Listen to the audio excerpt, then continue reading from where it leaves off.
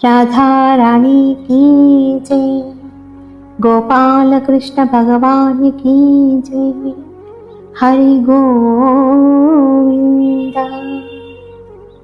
మనసు నిండా సర్వత్రా వ్యాపించి ఉన్నటువంటి భగవంతుని రూపాన్ని నింపుకుంటూ ఆ రాధాకృష్ణుల చరణార విందాలని మనసులో ధ్యానించుకుంటూ ఆ రసమయమైనటువంటి భాగవత గంగా ప్రవాహంలోనికి ప్రవేశిస్తూ పునీతులవ్వడం కోసం స్వాగతం పలుకుతున్నాను. కృష్ణయ్య తనకి పెళ్లి చేయమంటూ యశోదాదేవిని అడుగుతూ ఉన్నాడు. ఆ యశోదాదేవి కృష్ణయ్యల మధ్య జరిగినటువంటి వార్తాలాపనని మనం చెప్పుకుందాం. ఈ కథని కేవలం వినడం కాదు, మనస్సుతోటి దర్శించుకోవటానికి ప్రయత్నిద్దాం. అక్కడ నందుని భవనంలో ఒక సుందరమైనటువంటి గదిలో యశోదాదేవి గుడిలో కన్నయ్య కూర్చుని మాట్లాడుతూ ఉన్నటువంటి సన్నివేశాన్ని ఊహించుకుందాం. ఆ తల్లి కృష్ణయ్య మాటలు విని ఆనంద పారవస్యాన్ని పొందుతూ ఉంది. అదే పారవస్యాన్ని మనం కూడా పొందుదాం. యశోదమ్మ నవ్వుకుంటూ ఉంది. ఇంత చిన్న పిల్లవాడు ఎంత పెద్ద పెద్ద మాటలు మాట్లాడుతూ ఉన్నాడు అని అనుకుంటూ ఆనందపడుతోంది. యశోదమ్మ అంటుంది, కాన్హా, నీకు వివాహమైతే చేస్తాను, కానీ పెళ్లి చేయడానికి కొంత సమయం పడుతుంది కదా. ఎందుకంటే నువ్వు అడిగిన గుణగణాలు అన్నీ ఒకే అమ్మాయిలో ఉండడం కొంచెం కష్టం.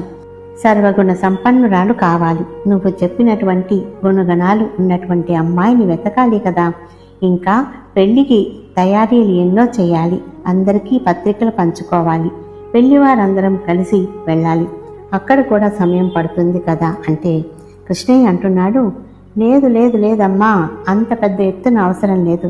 మనం చిన్న పెళ్లి బృందంగా వెళ్దాం. 4-5 గ్వాల్ బాలులతో కలిసి వెళ్దాం. అయితే 5 మందిలో ఎవరెవరో వెళ్దాం అంటుంది యశోదామాత.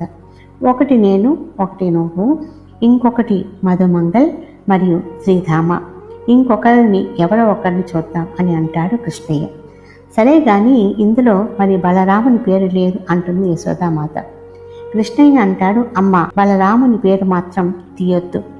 బలరాం అన్న మాత్రం వద్దు. ఎందుకంటే నన్ను చాలా ఏడిపించాడు.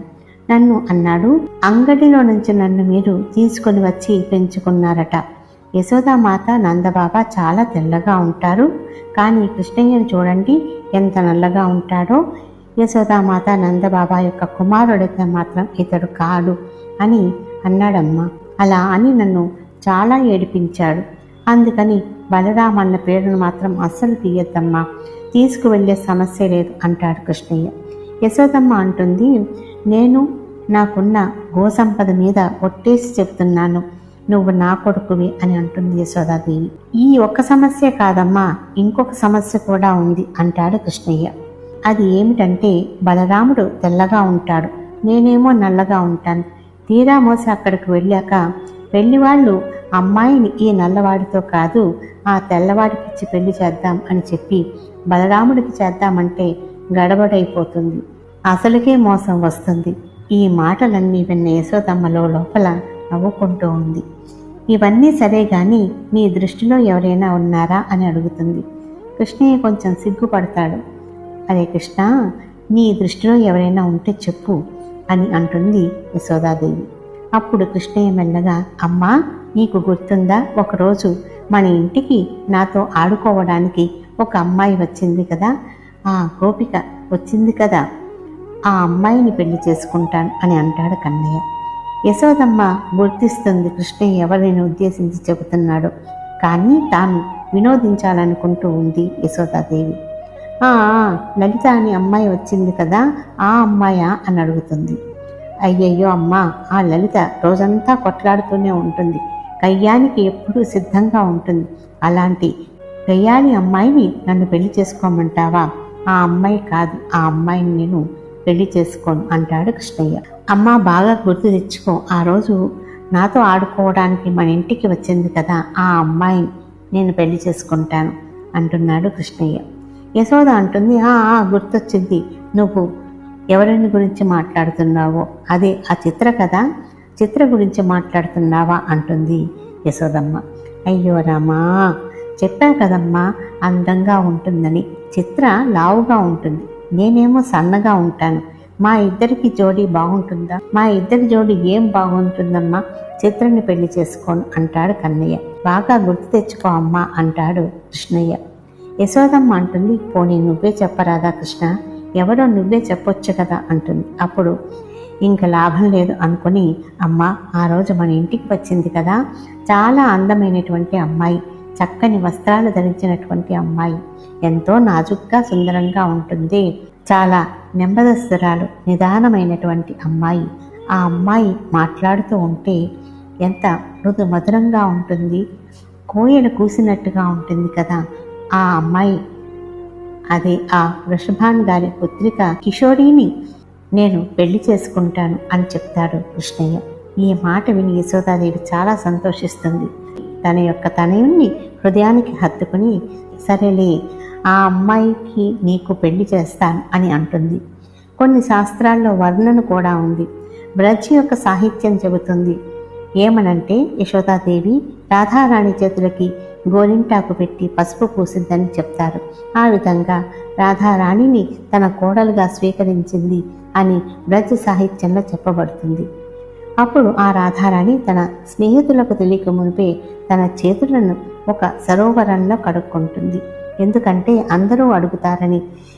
ఇప్పటికీ రాధారాణి గుడి దిగువ భాగంలో ఒక నీటి సరోవరం ఉంది. దాని పేరే పీలీ సరోవర్.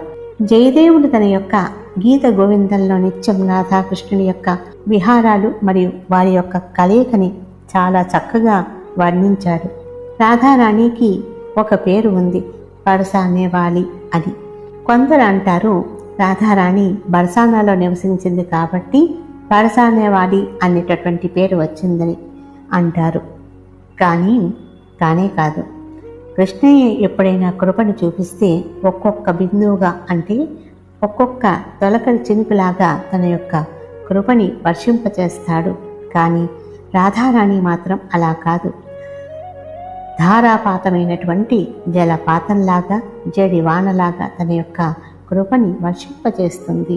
అందుకని బర్సానేవాలి అనేటటువంటి పేరు రాధారాణికి వచ్చింది.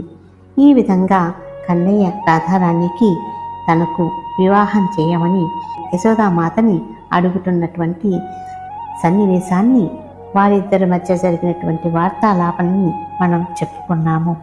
రేపు మన యొక్క సుందరమైనటువంటి రాధాకృష్ణ లీలని చెప్పుకుందాం. రాధారాణికి జై, గోపాలకృష్ణ భగవానికి జై, హరి గోవింద.